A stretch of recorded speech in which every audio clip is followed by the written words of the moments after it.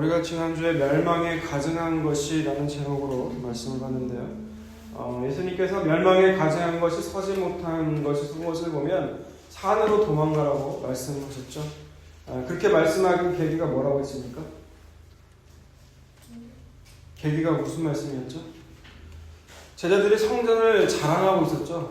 자랑하는 제자들을 향해서 뭐라고 말씀하셨죠? 예수님이 성전에 돌 위에 돌 하나도 남지 않고 무너질 거라고 말씀하셨어요.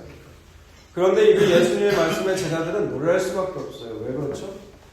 이들은 역사 속에서 1차 성전, 솔로몬 성전이 무너진 걸 경험했기 때문에 그래요. 그래서 이들을 향해서 놀랐기 때문에 제자들이 예수님께 다가와서 물어본 거예요. 뭐라고 물어봐요? 그때와 그 징조가 무엇인지 예수님에게 물어본 거죠. 그에 대한 예수님의 그 징조의 말씀이 뭐냐? 그게 바로 멸망에 가증한 것이 서지 못할 것이 선 것을 보게 되면 그때가 바로 성전이 무너지게 될 거라는 거예요. 근데 예수님이 돌 위에 돌 하나도 남지 않고 무너진다는 말씀은 뭐예요? 예수님의 말씀은 뭐예요? 이제는 이 건물 성전 시대는 끝이 났다라는 거예요. 예수님께서 십자가로 그 건물 성전 시대를 끝을 내시고 예수님 자신이 성전이라는 거예요. 그러니까 여러분 어디 가서 교회가 성전이라고 한다면 그건 거짓말이에요. 건물 교회는 여러분 성전이 아니에요. 예수님 믿는 여러분이 성전이고 예수님 자신이 성전이에요. 그래서 예수님은 이 말씀을 다니엘서 9장 27절을 인용했다고 그랬죠. 거기는 약간 좀 달라요. 표현이. 멸망이라는 대신에 포악하고 가증한 것이 날개를 의지하며 설 거라는 거예요. 이 다니엘서 9장은 다니엘이 에레미야서를 읽다가 이 나라가 망한 것은 나라가 망하고 바벨론 포로 생활이 연수가 정해져 있다는 걸 깨달아요. 그 연수의 의미를 깨닫고 나서 이 다니엘이 이스라엘 대표해서 하나님 앞에 회개기도를 하게 되거든요. 거기에 받은 하나님의 응답이 뭐예요? 그게 다니엘서 9장이에요. 메시아가 올 거라는 거죠. 메시아가 와서 어떤 일을 할 거라는 거예요. 특히 9장 27절은 그 정한 일에 71회 중에 마지막 한 일 동안 메시아가 어떤 일을 할 거냐는 거예요. 그 마지막 한 일에 어떤 일을 한다고 나와요? 제사와 예물이 금지된다고 나오잖아요. 제사와 예물이 금지된다는 건 제사와 예물을 드려지는 곳이 어디예요? 성전이죠. 성전이 마침내 어떻게 된다? 성전의 기능이 무너진다는 거예요. 제사와 예물을 드릴 필요가 없다라는 거예요. 예수 그리스도 십자가로 성전 시대는 이제 끝이 났다라는 거예요. 그리고 연이어서 뭐라고 나와요? 포악하고 가증한 것이 나오죠. 여러분 포악하고 가증한 거, 멸망에 가증한 것이 뭐예요? 우리를 죄의 구렁텅이로 몰아넣고 우리를 멸망하게 한 이가 누굽니까? 마귀잖아. 에뱀, 사단 마귀죠. 이 것들이 어떻게 해요? 날개를 의지하며 설 거라는 거예요. 예수 그리스도 십자가를 생각해 보세요. 예수 그리스도 십자가에 팔을 벌리죠. 날개 못하는 모습이잖아요. 그 날개를 의지하며 설 거라는 건 그 포악하며 가증한 것, 멸망에 가증한 것이 거기 예수 그리스도 십자가에 못 박힐 거라는 거예요. 그것이 바로 예수 그리스도의 십자가 사건을 얘기하고 있는 거죠. 근데 이것이 제 추론이냐? 그게 아니에요. 신약에도 골로새서 2장을 보게 되면 똑같이 말씀이 있다고 했죠. 예수님께서 우리를 거스르고 불알미게 한 법정으로 쓴 증서, 그 율법을 십자가로 지우시고라고 나와있죠. 그 지우실 뿐만 아니라 거기에 또 누가 못 박혔다고 나와요. 통치자들, 권세들. 그 통치자들, 권세들이 누군데요? 그게 에뱀, 사단, 마귀잖아요. 같이 못을 박았음을 선언하고 있다라는 거예요. 자, 이제 오늘 본문 말씀 보겠습니다. 오늘 본문 말씀도 13장 안에서 일부러 택했거든요. 왜냐하면 사람들이 자꾸 13장을 예수님의 재림으로 꼭 연결을 시켜요.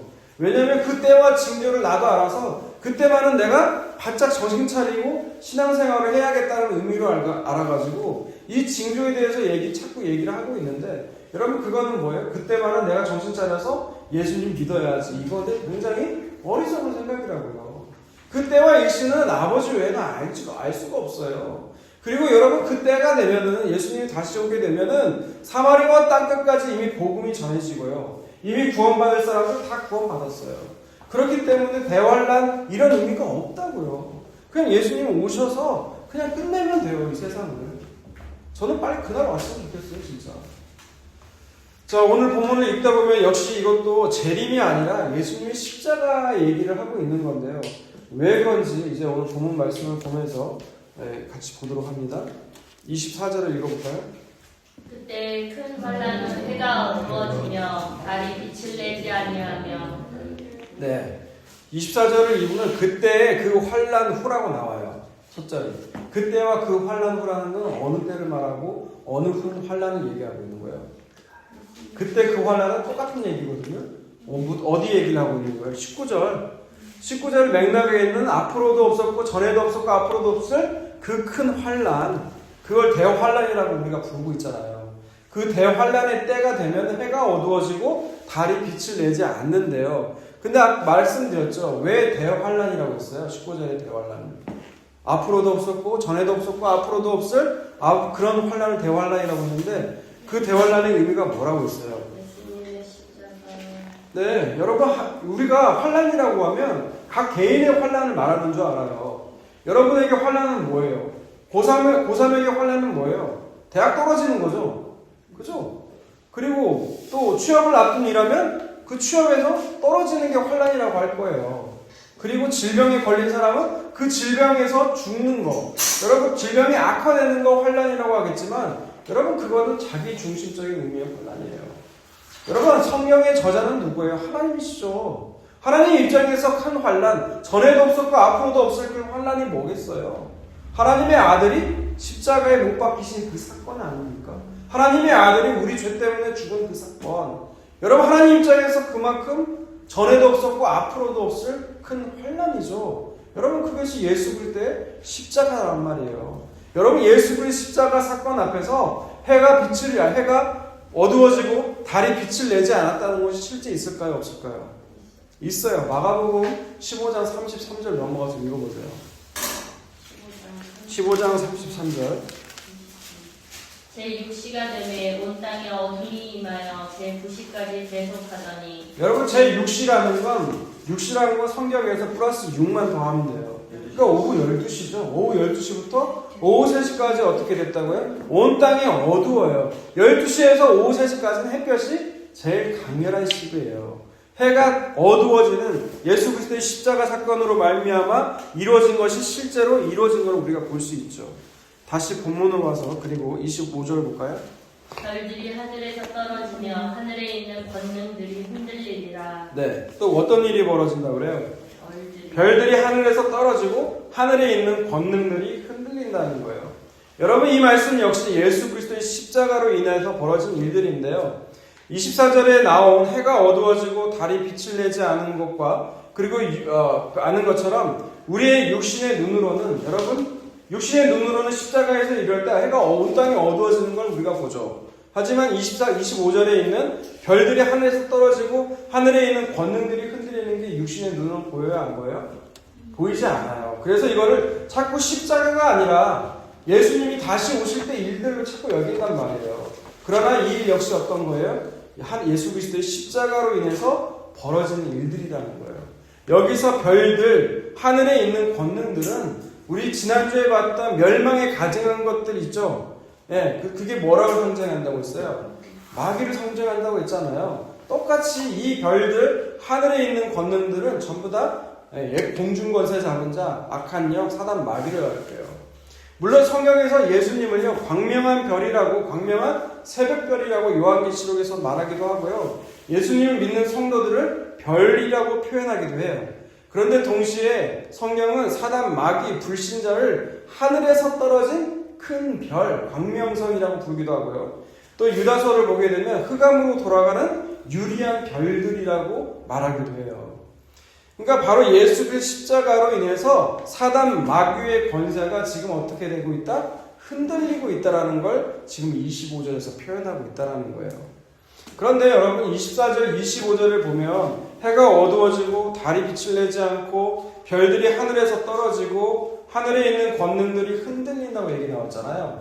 근데 이것이 이미 구약에서 예견하고 있다라는 거예요. 여러분 신약을 보면은 구약을 볼 수 있어야 돼요. 신약에 있는 모든 말씀들은요 구약에서 이미 예언하고 있었어요. 그걸 보자고요. 이 해가 어두워지고 달이 빛을 내지 않고 별들이 하늘에서 떨어지고 하늘의 권능이 흔들리는 날을 우리가 여호와의 날이라고 부르거든요. 구약에서 나와 있어요. 이사야서 13장을 봅니다. 이사야서 13장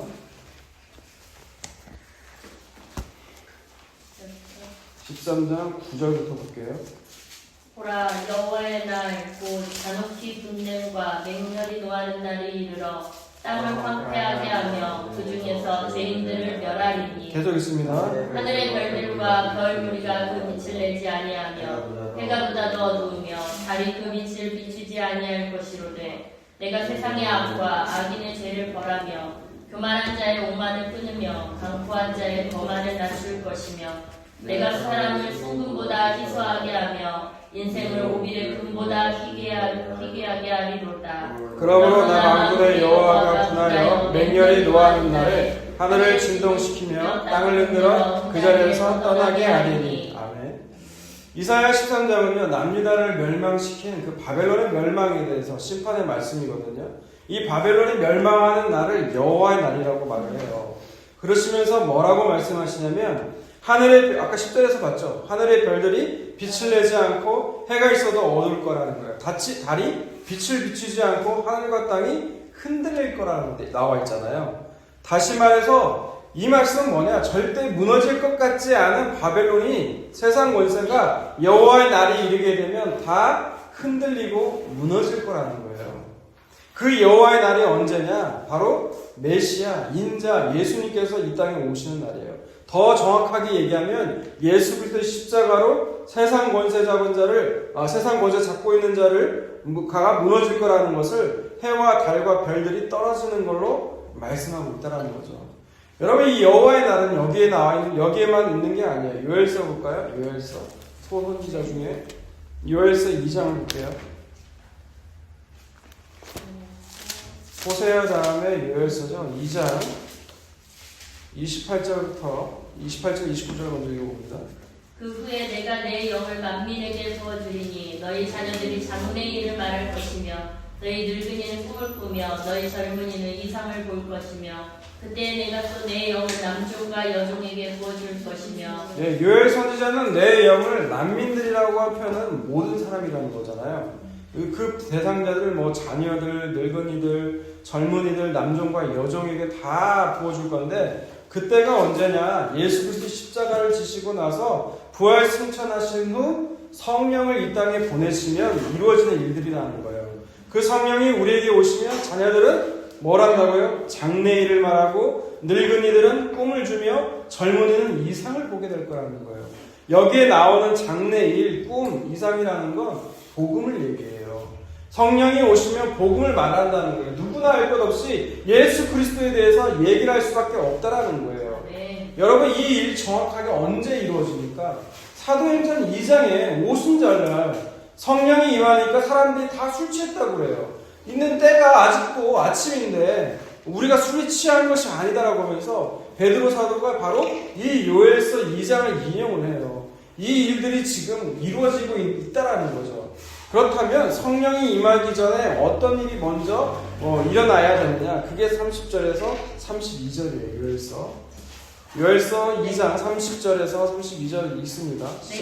내가 이적을 하늘과 땅에 베풀리니 곧 피와 불과 연기 기둥이라. 여호와의 크고 두려운 날이 이르기 전에 해가 어두워지고 달이 핏빛같이 변하려니와 누구든지 여호와의 이름을 부르는 자는 구원을 얻으리니 이는 나 여호와의 말대로 시온산과 예루살렘에서 피할 자가 있을 것이니요 남은 자 중에 나 여호와의 부름을 받을 자가 있을 것이니라. 네. 성령이 임하기 전에 어떤 일이 먼저 벌어져야 된다고 그래요? 하늘과 땅에 이적들이 일어나야 된다고 말하고 있잖아요. 그죠? 그런데 그 이적을 뭐라고 표현해요? 피와 불과 연기 기둥이라고 말하잖아요. 여러분 피와 불과 연기 기둥 하면 떠오르는 이미지가 있어요? 지옥. 맞추면 여러분 원하는 거 들어줄 수 있어요. 지옥. 소돔과 고모라. 피와 불과 연기 기둥이 뭘까요? 예수님 그 십자가. 네? 십자가. 십자가요? 고양이야. 왜요? 왜 출애굽이죠? 네? 네? 설명해봐요. 추울 때 불기둥을 내려주시고 더울 때 바람 기둥. 네? 뭐요? 불기둥. 불기둥 뭐? 바람 기둥. 맞았죠? 뭔 소리 하고 있어요? 아니 피와 불과 연기 기둥이 뭐 그림하면 어떤 이미지가 떠오르냐고 물어봤잖아요. 제사요. 근데 얘가 말했어요. 출애굽이 맞아요. 근데 설명을 해보라고 했더니 엉뚱한 얘기를 하고 있어요. 설명할 수 있어요. 네. 출애굽이 피와 불과 연기 기둥인데 어떤 상징이에요? 출애굽하면 어린 양의 피로 나왔잖아요. 나와서 광야에서 구름 기둥과 불 기둥이 연호를 받죠. 네, 그게 출애굽이에요. 출애굽. 근데 설명을 못했잖아요. 반지를. 제가 계속 말했어요. 이거 언제 얘기했어요? 제가 계속 일단 얘기해. 자, 출애굽의 얘기를 하고 있는데 그 출애굽은 바로 뭘 예표하는 거예요? 그건 바로 예수 그리스도의 십자가를 예표하고 있는 거죠. 그러니까 여호와의 날이라는 건 바로 예수 그리스도의 십자가를 얘기하고 있다는 거예요. 그 날이 되면 해가 어두워지고 달이 핏빛같이 변하고 예전에 이 장면을요 제가 어떤 영화인지 제목은 기억이 안 나요. 이걸 예수 그리스도의 재림으로 표현을 하더라고요. 달이 핏빛같이 변하는 거 보고 그리고 적그리스도가 나오고 막 하는데 여러분 그때가 되면은 말씀드렸잖아요. 이미 세상에 하나님께서 원하시는 자 구원받은 자는 이미 구원 다 끝냈어요. 근데 굳이 막 하늘의 이적을 징조를 보여주겠습니까? 여러분 그때가 오면요 예수님께 부름 타고 오시는데 근데 이따 말씀 보겠지만 누구나 다 봐요. 믿는 자나 안 믿는 자나 다 본다고요. 근데 그때가 되면 해달별 공중 권세 잡은 자들이 멸망하는 날을 바로 예수의 십자가라는 거죠. 그래서 그 다음에 이어지는 말이 뭡니까? 누구든지 여호와의 이름을 부르면 구원을 받는다는 거는 여러분이 막 주여 주여 부른다고 구원받는다는 게 아니에요. 그 멸망에 가증한 것, 해달별이 떨어지는 그 그리스도의 십자가에 그 악한 영도 못 박혔다라는 거. 그래서 우리가 죄의 권세로부터 해방됐다는 거. 그리스도의 십자가의 의미를 아는 자는 구원받는다는 얘기예요. 여러분 누가복음 17장 22절에서 25절 봅니다. 누가복음 17장 22절에서 25절입니다. 또 제자들에게 이르시되 때가 이르리니 너희가 인자의 날 하루를 보고자 하되 보지 못하리라. 사람이 너희에게 말하되 보라 저기 있다 보라 저기 여기 있다 하리라. 그러나 너희는 가지도 말고 따르지도 말라. 번개가 하늘 아래 이쪽에서 번쩍이어 하늘 아래 저쪽까지 비침같이 인자도 자기 날에 그러하리라. 25절까지인데요. 그러나 그가 먼저 많은 고난을 받으며 이 세대에게 버림받아야 할지니라. 예수님께서 제자들에게요 너희가 인자의 날을 보고자 하되 보지 못할 거라고 그래요. 왜 그럽니까? 예수 그리스도의 십자가에서는 누구도 죽었다고요? 악한 마귀도 같이 죽었는데 이건 우리의 육신의 눈으로 보지를 못하는 거예요. 보지를 못하니까 너희가 육신의 눈으로 보고 싶어도 너희가 볼 수 없다. 우리가 어떻게 해서 볼 수 있습니까? 믿음으로 보는 거예요. 하나님께서 성령을 우리에게 주시면요 여러분이 그때 어떤 걸 아느냐? 내가 주구장창 말씀드렸잖아요. 죄라는 게 뭐라고요? 내 중심적으로 생각하고 판단하고 사고하는 모든 것들이 다 죄라는 거예요. 근데 이게 죄라고 생각하지 않는다니까요 사람들은. 근데 성령이 오시면 그거의 죄라고 여긴다고요. 그래서 그 죄로부터 건지신 예수 그리스도의 의가 무엇인지 알게 된다는 거예요. 그리고 거기에서 누구도 심판받았다? 에프엠, 사단, 마귀도 역시 그 죄로부터 심판받았다라는 거예요. 그래서 그 인자의 날을 너희가 보고 싶어도 볼 수가 없다는 거죠. 왜? 이건 육신의 눈으로 볼 수가 없으니까. 그리고 그날 그것을 이루시기 위해서 먼저 예수님께서 많은 고난을 받고 이 세대에서 버려져야 된다고 말씀하시잖아요. 그리고 실제로 예수님의 십자가의 때가 오니까 어때요? 유다는 팔아넘겼지만 남은 제자들도 역시 다 예수님을 버리고 다 도망갔잖아요. 이제 다시 오늘 본문 다시 돌아옵니다. 26절 봅시다. 그때 인자가 구름을 타고 큰 권능과 영광으로 오는 것을 사람들이 보리라. 이 26절과 나머지 나오는 27절 때문에 사람들이 이걸 자꾸 재림으로 봐요. 그때가 되면 인자가 구름을 타고 큰 권능과 영광으로 온대요. 예수님이 재림하시면 구름 타고 오신다는 것이 분명히 나와 있어요. 그런데 여러분 이건요 재림 때 사건을 얘기하고 있는 게 아니라는 거예요. 사도행전 1장 10절과 11절을 볼까요? 사도행전 1장 10절과 11절. 1장 10절과 11절. 그가 세상에 계셨으며 세상은 그로 말미암아 지은 바 되었을 때 세상이 그를 알지 못하였고 자기 땅에 오매 자기 백성이 영접하지 사도행전 1장 10절과 11절이요. 제가 읽어드릴게요. 그들이 자세히 하는 걸 쳐다보고 있는데 그 일곱 사람이 그들을 쳐서 이르되 이 사람들아 어찌하여 쳐다보는 걸 쳐다보느냐 너희 가운데로 하늘을 올려주시니 네. 예, 사도행전 1장은 예수님이 부활하신 후에 40일 동안 제자들과 함께 계셨어요. 그리고 말씀이 이제 40일 동안 말씀 다 가르치고 나서 이제 어떻게 해요? 하늘로 올라가시는 장면이에요. 그걸 제자들이 보고 있는데 천사들이 뭐라고 그래요? 너희가 지금 본 대로 그대로 주님께서는 내려오실 거라고 얘기를 하죠. 여러분 그게 바로 재림이에요. 그게 재림이에요. 그리고 요한계시록 1장 7절을 보세요. 요한계시록 1장 7절 읽습니다. 시작. 네? 볼지어다 그가 구름을 타고 오시리라 각 사람의 눈이 그를 보겠고 그를 찌르는 자들도 볼 것이요 땅에 있는 모든 족속이 그로 말미암아 애국하리니 그러하리라. 아멘. 네. 볼지어다 예수님이 반드시 구름 타고 오시는데 각 사람의 눈이 다 예수님을 보게 될 거라는 거예요. 그를 찌른 자도 보고 땅에 있는 모든 족속이 예수님 때문에 애국하게 될 거라고 얘기 나오죠. 여러분 1장 7절에서 말하는 거 역시 뭐예요? 예수 그리스도의 재림을 얘기하고 있는 거예요. 이게 재림이에요. 그때가 되면 예수를 믿는 자나 믿지 않는 자나 다 우리의 육신의 눈으로 보게 돼요. 여러분 그때가 재림이에요. 저분이 예수 그리스도시구나라는 걸 우리가 말할 필요가 없어요.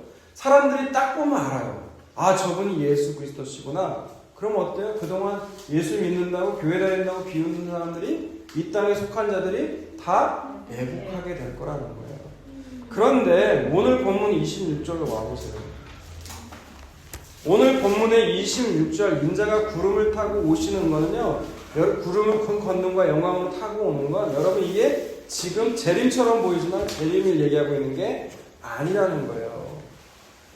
재림의 때가 아니에요. 24절, 25절 이하 맥락을 보세요. 해가 어두워지고 달이 빛을 내지 않고 별들이 떨어지고 하늘의 권능들이 흔들리는 예수의 십자가의 사건을 얘기한다고 얘기했잖아요. 그죠? 그리고 아까 우리가 읽은 거 재림 때는 믿는 자나 믿지 않는 자나 모두 다 할 필요 없이 육신의 눈으로 구름을 타고 큰 권능과 영광을 타고 오시는 예수님을 보게 될 거라고 얘기했죠. 그런데 26절은요. 이건 뭐냐? 예수 그리스도 십자가의 때를 얘기하고 있다는 거예요. 역시 인자가 구름을 타고 큰 권능과 영광을 가지고 온다는 것도요. 여러분 구약에 예언되어 있을까요? 안 되어 있을까요? 예언되어 있어요. 다니엘서 보세요. 다니엘서 7장을 봅니다.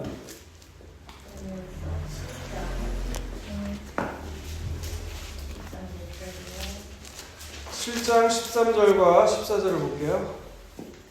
내가 또 밤 환상 중에 보니 인자 같은 이가 하늘 구름을 타고 와서 옛적부터 항상 계신 이에게 나아가 그 앞으로 인도되매 그에게 권세와 영광과 나라를 주고 모든 백성과 나라들과 다른 언어를 말하는 모든 자들이 그를 섬기게 하였으니 그의 권세는 소멸되지 아니하는 영원한 권세요 그의 나라는 멸망하지 아니할 것이니라. 네. 우리가 방금 마가복음 몇 절 읽었어요? 26절 읽었잖아요. 마가복음 26절에 읽은 내용이 그대로 다니엘서 7장 13절과 14절에 나옵니까? 안 나옵니까? 나오죠? 네, 다니엘이 환상을 통해 본 거예요. 그 내용이 뭐예요? 인자가 구름을 타고 애적부터 항상 계시니 그게 누굽니까? 하나님이시죠. 여호와 하나님이시죠. 아버지 하나님이세요. 여호와께 나아가서 하나님이 그에게 그는 누굽니까? 예수 그리스도죠. 예수 그리스도에게 권세와 영광과 나라를 줬다라고 했잖아요. 모든 자들이 예수님을 섬기게 했다는 거죠. 여러분 그게 뭐예요? 예수를 십자가로 성취되는 일을 구약에서 미리 예언하고 있다는 거예요. 예수 그리스도의 십자가로 권세와 영광과 나라를 받으실 것을 다니엘이 예언했고 오늘 본문에서 표현을 그렇게 하는 거예요. 예수 그리스도께서 십자가로 이루시는 일들을 뭐라고 표현했어요? 그때가 되면 큰 권능과 영광으로 오실 것이다 라는 것이에요. 예수 그리스도 십자가죠. 자, 그 다음 다시 본문 와서 마지막 27절 읽습니다. 또 그때 그가 천사들을 보내어 자기가 택하신 자들을 땅 끝으로부터 하늘 끝까지 사방에서 모으리라. 네, 예수님의 십자가의 때가 이것도 역시 예수 그리스도의 십자가인데요. 그때가 되면 천사들을 보내서 자기가 택하신 자들을 땅 끝으로부터 하늘 끝까지 사방에서 모으신대요. 여러분 이 말씀도 역시 똑같이 구약에 나올까요 안 나올까요? 나와요. 다 신명기를 보세요. 신명기 30장을 봅니다. 신명기 30장 1절에서 4절까지 있습니다.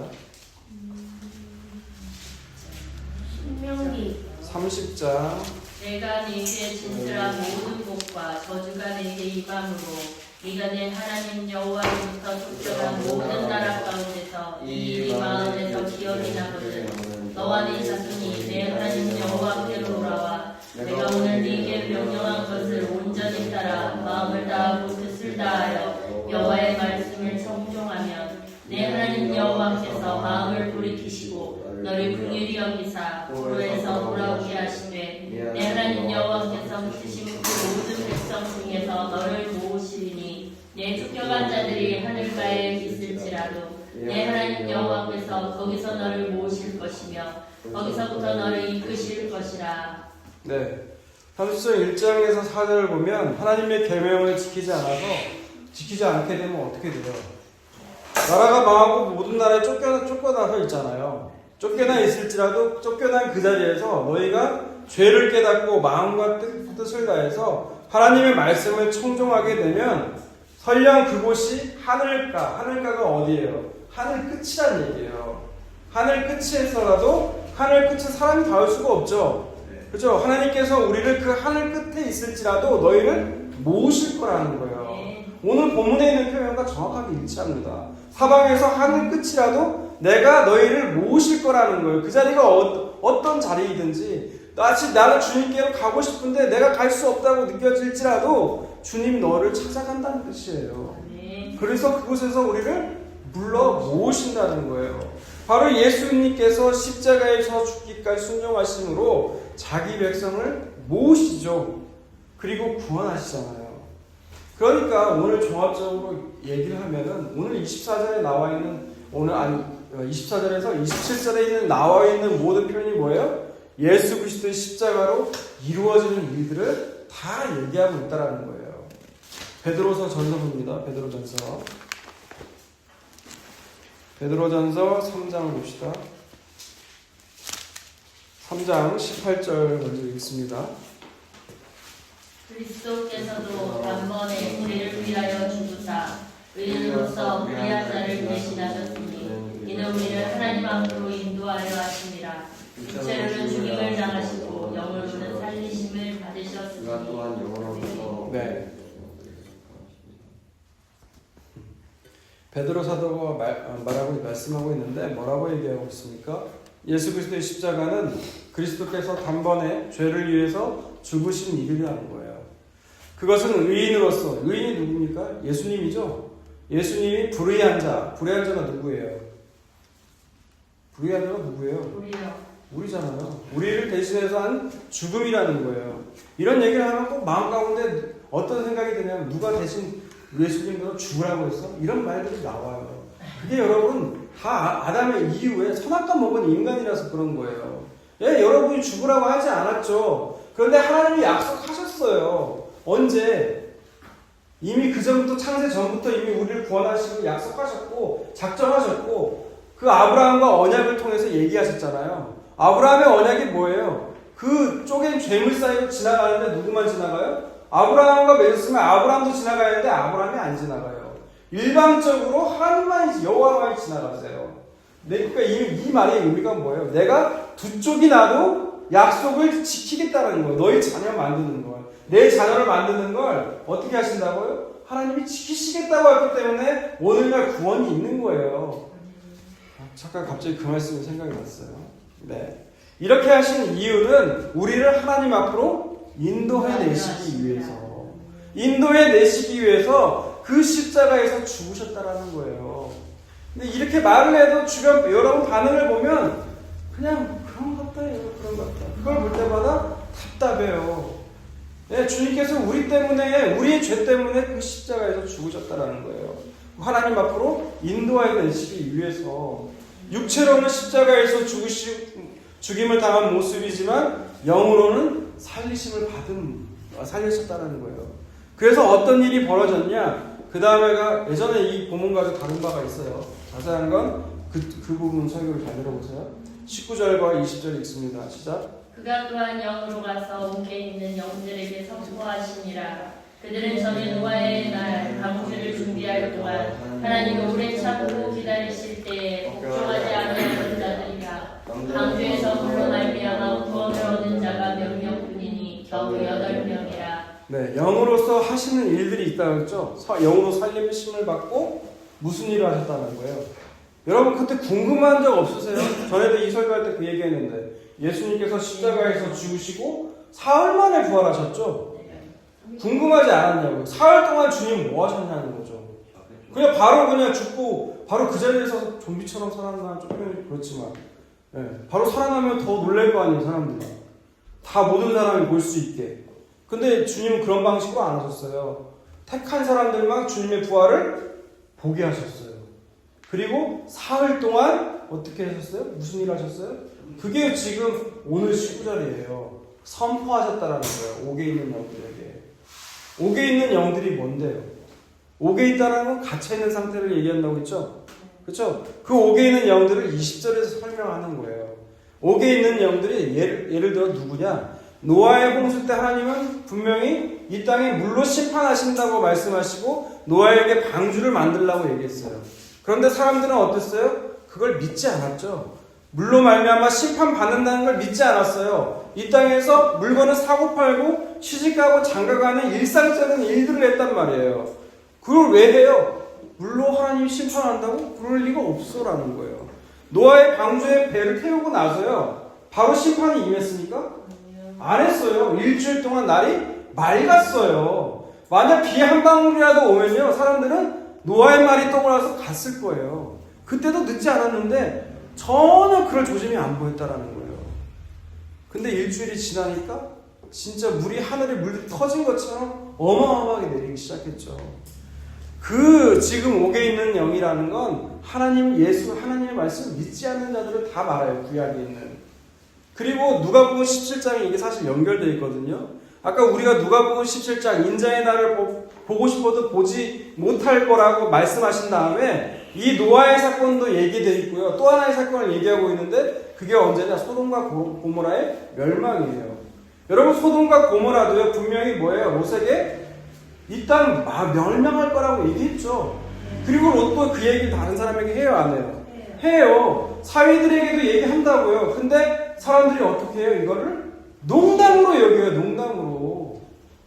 하나님의 말씀이 아무리 전해져도 농담으로 여기는 자들, 믿지 않는 자들, 그런 자들에게 지금 말씀하는 거예요. 너희는 이제 내가 죽음으로써 이제 너희는 이제 끝났다라고 선포하는 거예요. 십자가로 이제 너희는 이제 끝났다라는 거예요.